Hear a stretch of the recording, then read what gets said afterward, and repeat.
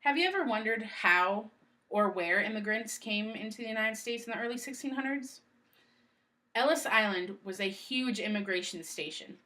On September 10th, 1990, on this day in history, Ellis Island's immigration station was opened as a museum to the public. First, I will talk to you how Ellis Island was established, how the government was involved with Ellis Island, and its newfound purposes.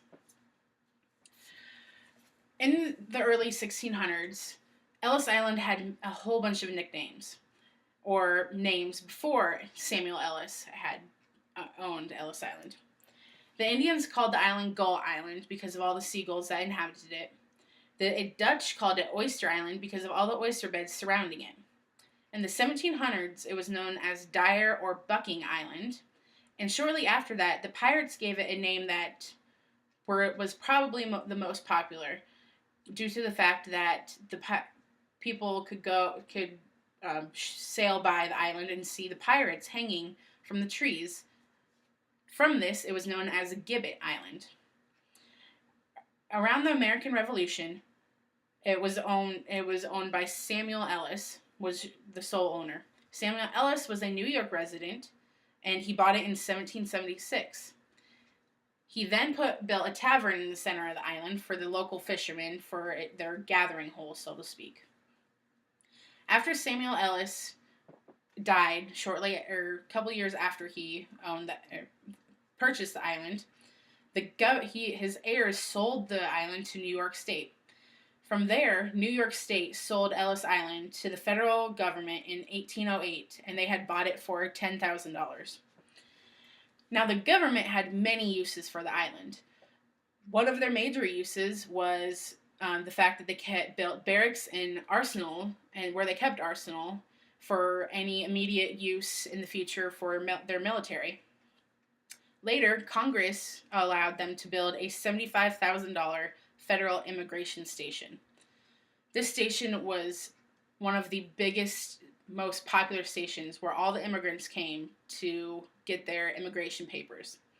On January 1st, 1892, it was its official opening day.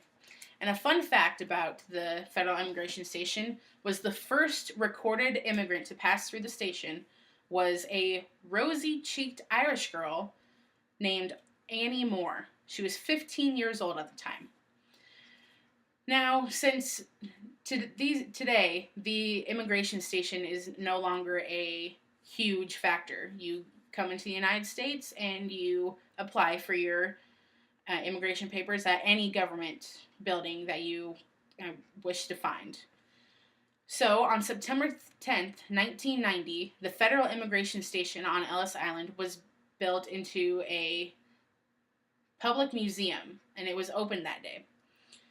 The features in the museum is the American Immigration Wall of Honor. This wall is the largest list of names in the world. This wall you can put a name on this wall for any donation that you see fit, and if you have a relative that passed through the immigration station in the early years, you can have their name put up on the wall. If you go to tour Ellis Island, you'll be toured around the building, of course, and you will be given many visual clips in old-style theater rooms of how the immigration process worked back in the day. Now that you know how Ellis Island was established, how the government was involved with Ellis Island, and its newfound purposes, I think you'll realize how and why this day was such an important day in history. In the recent years, there has been natural disaster strike Ellis Island. Hurricane Sandy 2 years ago hit the island and destroyed its structure.